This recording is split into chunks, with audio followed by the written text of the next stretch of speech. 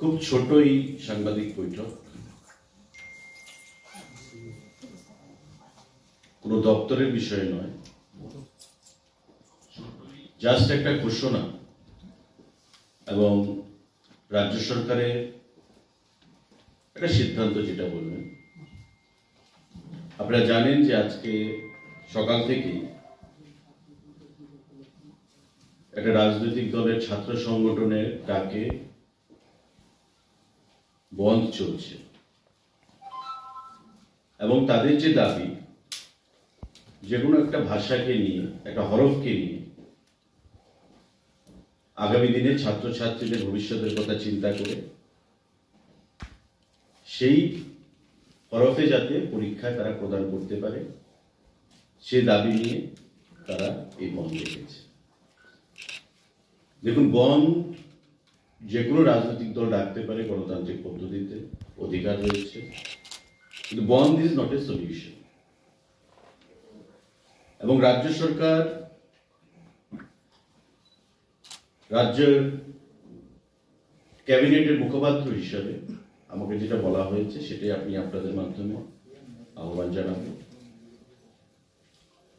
তাদের যেটা দাবি যে রোমান হরফে তারা পরীক্ষা প্রদান করবে, এই রোমান হরফ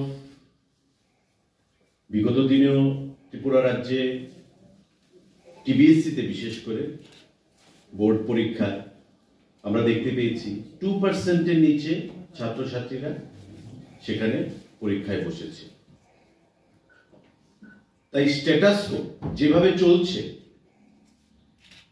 আমাদের যেটা সিদ্ধান্ত সেভাবেই চলবে।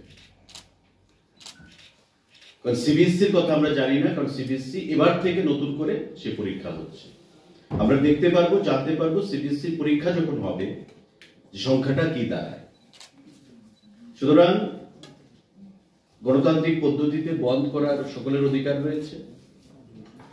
আমরা আহ্বান জানাবো সরকারের পক্ষ থেকে যে বন্ধকে উইথড্র করুন, প্রত্যাহার করুন। কারণ ইতিমধ্যে সকাল থেকে ট্রেন বন্ধ রয়েছে বিভিন্ন জায়গায়। শহরে তার প্রভাব না থাকলেও গ্রামে গঞ্জে সাধারণ খেটে খাওয়া মানুষের সেখানে অসুবিধার মধ্যে পড়তে হচ্ছে।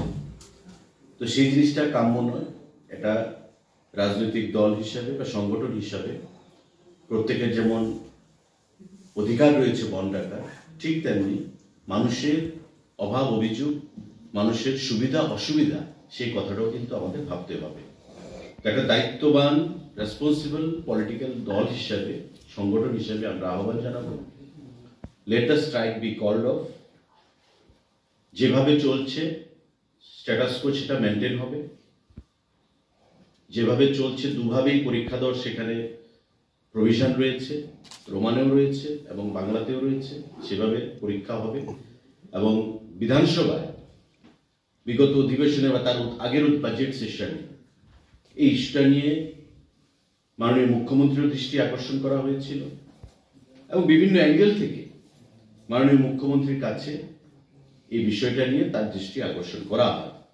এবং মাননীয় মুখ্যমন্ত্রীও রাজ্যের ছাত্র ছাত্রীদের ভবিষ্যৎ নিয়ে অত্যন্ত সিরিয়াস, আস্থাশীল, শ্রদ্ধাশীল এবং উনি কেন্দ্রীয় সিবিএসসির চেয়ারম্যানের কাছেও ব্যক্তিগতভাবে গত বিধানসভার অধিবেশনের পর চিঠি লিখেছেন, কিন্তু এখন পর্যন্ত কোনো রেসপন্স সেখান থেকে আসেনি। সেই রেসপন্স ইজ এওয়েটেড। আমরা রেসপন্সের অপেক্ষা করছি। মাননীয় মুখ্যমন্ত্রী সেখানে অপেক্ষা করছেন সিবিএসসি কি রেসপন্স দেয়, সেখান থেকে আসে। তো স্বাভাবিকভাবেই স্ট্যাটাস কো মেনটেন চলবে। আমাদের যেটা ঘোষণা, যেভাবে আগে ছিল সেভাবে দু ভাষাতেই যদি কেউ পরীক্ষা দিতে চায় সেটা দিতে পারবে। এবং যেটা আমি বলেছি যে Tripura board of secondary education টিবিএসসিতে দেখা গেছে বিগত কয়েক বছরের যদি ডাটা আপনারা দেখেন যে পরীক্ষার্থীর সংখ্যা কত রোমানে, সেটা ইট ইজ বিলো 2%, 1.7%, 1.85%, এইভাবে সেখানে দাঁড়ায়। 3,500 পরীক্ষার্থীর মধ্যে হয়তো 50 জন স্টুডেন্ট রোমানে দিচ্ছে।